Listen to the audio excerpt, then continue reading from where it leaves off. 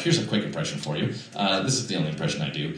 This is my whole life. Here's my father struggling to express pride towards his sons. Watch for this. Very subtle. Yeah.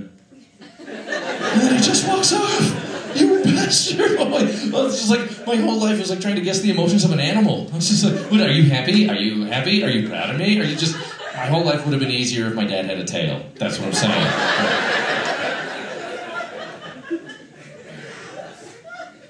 Dad caught me having sex once. Has that happened to somebody here? No? Alright, I'll tell my story. Fair enough. It was right at the end of high school, and I'd gone away for a month to visit my grandparents, which I always did, right? And I come home and I want to get reacquainted with my girlfriend, right? So she and I are in the basement. We are getting reacquainted. And that's stupid. It's not like how I do it or anything. You're tickling me. I know. Is it working? I don't know. It's not. And then my dad comes home, and usually he would take his keys out and he would throw them down beside the door, right, when he came in, and I would always hear it, like a 2-minute warning, right, which is totally enough time. And then he would go upstairs and he would change out his work clothes and come downstairs and say, hi, I was out of town, so he was all excited to see me, right? So he comes in, he throws down his keys, and I was like, cool, I got 2 minutes. And then he hits the basement stairs, and I was like, I have 0 minutes, oh my God. And 8 stairs does not take very long, especially if you were at the bottom naked. It's like this, but my whole sense of time is just stretched out, because I can hear him coming, and I'm just like, we need a blanket. And we manage to grab it, and then we pull it up, and then try to pull off the illusion that we're watching television with our shirts off, like normal people. And it's hard to look casual watching television with your shirt off. And my dad walks into the room and just, oh, bless his heart, just takes way too long to realize what he's walked in on. Just starts a conversation with us. Just regular, he's just like, hey, how was the flight? Everything was good? And I was like, why would you because I am smooth under pressure. And he's going, hey, did you see your Uncle Rex? Everything's good with your Uncle Rex? What's that? And I'm like, I don't know how to make him stop. He's going on like 2.5, 3 minutes of just inane banter. And I realized 2.5, 3 minutes, that's not very long in real life, but that is so long if your father's in the room and you're naked with a boner. It is so long. It is just terrifying. But I don't know how to make him stop. He's going on, but I do get the satisfaction so you can register on his face when he realizes what he's walked in on. Because he's like, hey, did you talk to your grandma about the... Yeah.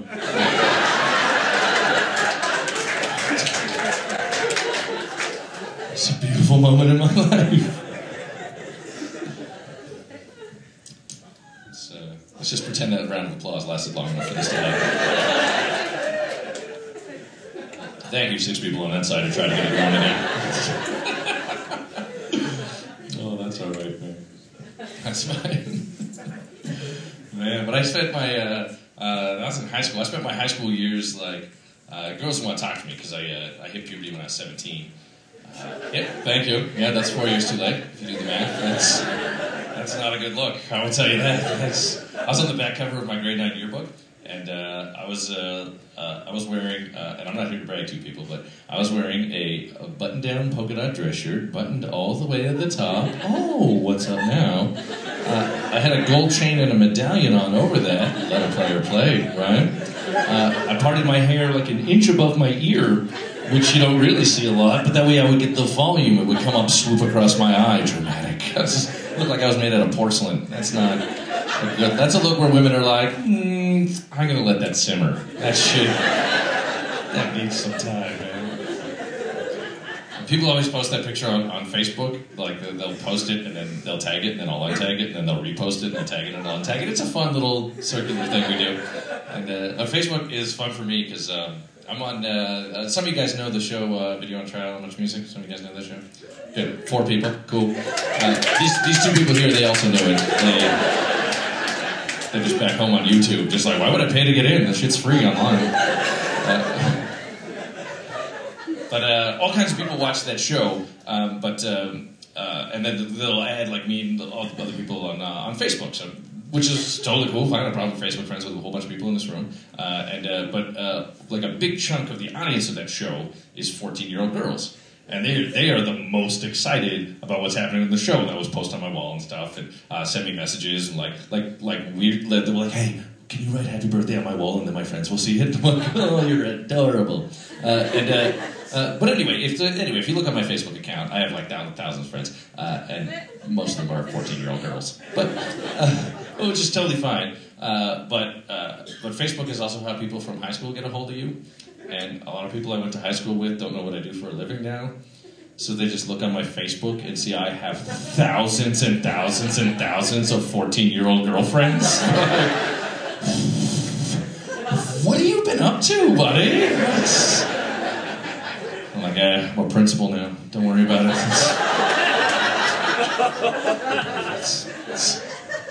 It's a funny thing, man. But I had that porcelain look ruined the first relationship I ever had. I had a girlfriend when I was in grade 8. And it was pretty awesome. Chaste. Thank you. So somebody woo that? Oh, why? Are you in grade 8? Yeah, it's still out there for you, buddy. Yeah. Do you have a girlfriend? No? When do you graduate? June. We gotta get on this, man. Somebody tweet about this. We have an emergency. Get this guy. Do you know this girl beside you? Start chatting her up. Maybe wait till I'm done, but then right after the show, you can be like, "Hey, he was really funny, right?" Or just, whatever you want to say. This could be a love miracle brewing right here in the first row. That was so funny. That's such a funny thing to woo. There's so much hope in your hearts. I had a girlfriend when I was in grade 8. Woo! All right. Cool. That's awesome, man. We didn't really do anything, though, so your experience later tonight is going to be so much better. We would just we would hold hands, at recess, and we would play tag and stuff. Just whatever. When you're grade 8. And but I went away for the summer to visit my grandparents, like I always did, right? I go away for that and spend the whole summer sending her messages and stuff, "Hey, I miss you so much." And she claims to have sent me a message letting me know that she spent her summer reconsidering our relationship and thinking about our goals in the relationship, because my goal in the relationship was let's go swimming, let's play Manhunt, let's play video games, and her goal in the relationship was to lose her virginity to this guy at her cottage. So we weren't part of each other's plans necessarily. But she did not send me any kind of update on this. I discovered it when I get home from the end of the I'd ride my bike to her house and I'd just show up on her porch and I was just like, "Hey, how are you?" And you could tell how often I was getting laid, because, "Hey, that's not lead." And she just opens the door and she's like, "Oh, we need to talk." And I was like, "Is it about my new Green Lantern t-shirt?" She's like, "That's part of it, yeah."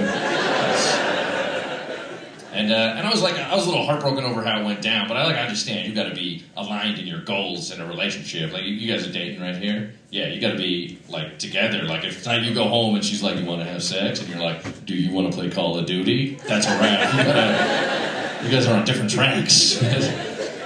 But I was a little heartbroken over how it went down, but I felt a lot better because in October of grade 9, she got pregnant. And I laughed and laughed and laughed. I had no idea how much joy a baby can bring into your life. I didn't know. Those are beautiful moments. It was wonderful, man. Oh, is he hitting on you already? Oh, okay. I was like, wow, this guy makes quick work. I like that, man. But I spent... What? This show is now just me talking to you guys. What? It wasn't you. Oh, okay. No baby. Oh, okay. You have a lot of faith in his prowess. Wow, that's no matter what happens tonight, no baby. Okay, fair warning. I guess we'll see where this goes. That's so funny. Make a baby. All right, it doesn't matter. It doesn't matter. You guys, you figure it out, lovebirds. You live your own lives. But I spent all high school, girls didn't want to talk to me and stuff, so I just hung out with the guys. And And it was, high school for me was weird because I spent, I was a total, goody two-shoes. I didn't smoke, I didn't drink, I didn't do anything bad at all. And all of my friends were criminals, which is a weird sort of dichotomy. And one day, one of my buddies got kidnapped at a bus stop, which will happen if your friends are criminals. We were four guys, we were waiting for a bus, and, obviously, he was a drug dealer, and he owed some people some money, and not a very successful drug dealer, because we're waiting for the bus. So you can't get a Nissan Maxima or something? You can't, you know what's up? But we're just waiting, and this car pulls up, and just like a movie, they just pull up, they grab it, they throw it in, they drive off, and it was a crazy thing to witness. But if it was a movie, they would have had a van. But it was real life, so they had a Pontiac Sunbird. And I don't know if you've ever seen somebody get kidnapped into a Pontiac Sunbird before. It's 2 doors, it's so embarrassing. Because you have to pull up, and the guy in the passenger, he has to get out and then push the seat forward, throw the guy in, put the seat back, get back in, then drive off. It's just so... I'm like, oh, Busta Rhymes would never get kidnapped like this. And they're disappearing over the horizon, right? And I'm like, this is hero time, right? We gotta rescue this guy. I trained for this. And we gotta go, but the problem is they are in a car disappearing over the horizon. And we are still at the bus stop. And you cannot have a high-speed chase if one of you is on a bus. That doesn't happen in the movie. You never see Denzel Washington be like, the next stop is mine and yours. Ding! Oh my God! Go get him, Denzel. You're a hero. It doesn't happen. So we had to make some phone calls and figure out where they took him, right? And we're gonna go track him down. I go home to get my brother, right? Because I figured something might go down. I go up to the kitchen, grab a steak knife. Because I'm so dangerous, I'm gonna stab somebody. I'm an idiot, but I put it in my pocket. My brother grabs a butcher's knife and he's like, let's do this. I was like, oh my God, this is gonna be like a movie, I can hardly wait. And we get to the place, and obviously my brother's gonna be played by Denzel Washington in this movie. And you guys couldn't possibly know this, but my brother's black. He's not, but he has a mustache. Same. So we get to the front room, and there's some guys we know in there, and we're like, hey, what's happening? Where do they have him? What's going on? And they're like, well, they have him in one of the bedrooms, and they have a gun, and they're pistol whipping him. And my brother and I are not twins, but we had this brotherly connection where we both just stood up and looked at each other and left. We literally brought knives to a gunfight. There's a saying about that, man. And the moral of the story, if you're looking for one, don't be my friend. I am terrible. I will let you get pistol whipped in a crack house while I go home and watch Fresh Prince of Bel-Air, man. I'm not... I also got arrested once for being in a stolen car, hanging out with these guys. Just a bunch of guys come over to my house, and they were like, hey, do you want to go to McDonald's? And I was like, I'm in high school. Of course I want to go to McDonald's. And it's a good day spot, keep it in mind. Listen,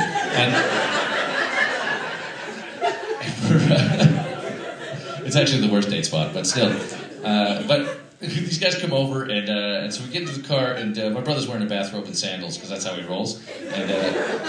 And the guy had smashed the back window of the car to steal it, and then just brushed all the glass onto the floor. But then he didn't want people to walk by and see the broken window, he cleared it all out. And he didn't want them to see the glass, so he put a black plastic bag over top of it. And I don't know if you know anything about the properties of glass or plastic bags, but the plastic bag doesn't really protect you from the glass. It just protects you from the knowledge that the glass is there. So my brother gets in with his sandals and cuts his feet up, and I giggle. And we're driving along. And there's this guy is he's weaving in and out of traffic, he's passing cars in the oncoming lane because he's obeying the first rule of driving a stolen car, which is draw attention. You're going to want to do that. Otherwise, why bother, right?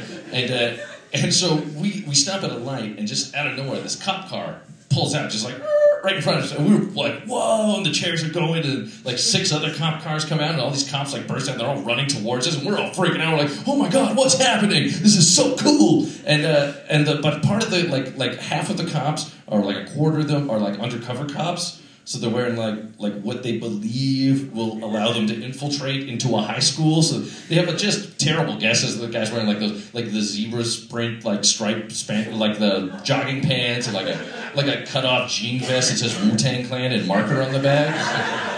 Come on, buddy.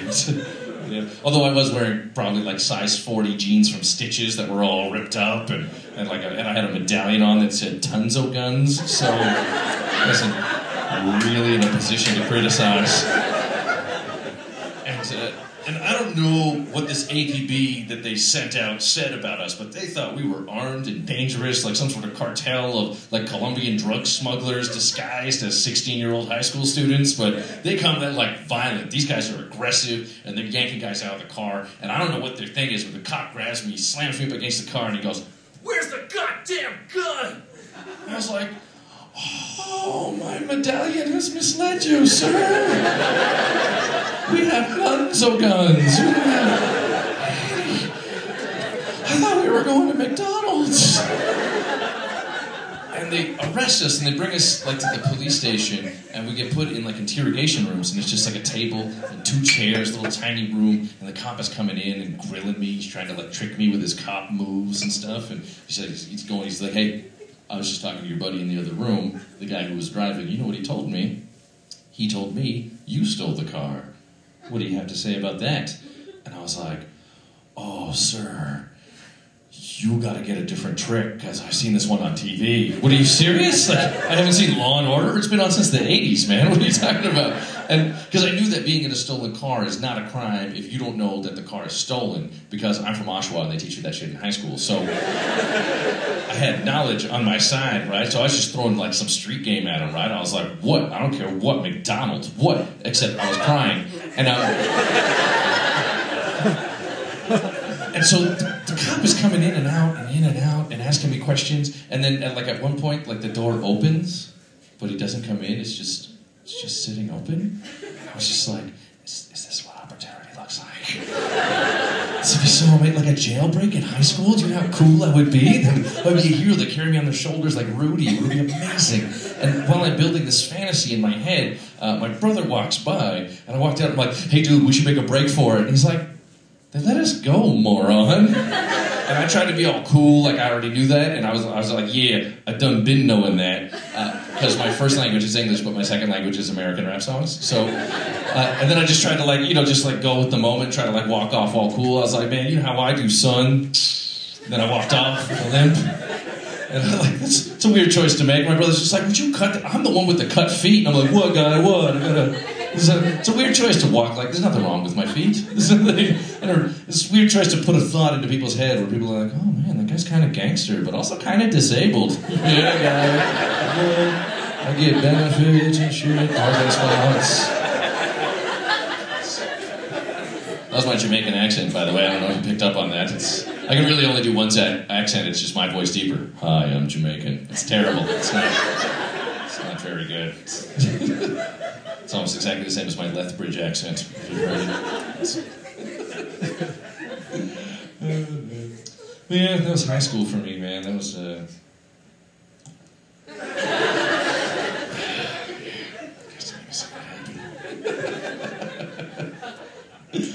It was high school, man. It was such a weird thing, man. I couldn't, cope with that, the sort of, the pressures of manhood. It was difficult. I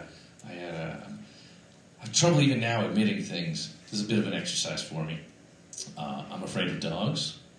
Yeah, I'm a full-size adult human. I'm afraid of dogs. That's true. Is there anybody here afraid of dogs? Okay, just this one guy just laughing at me.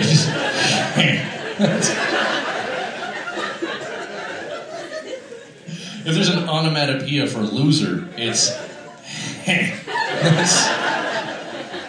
all right, sir.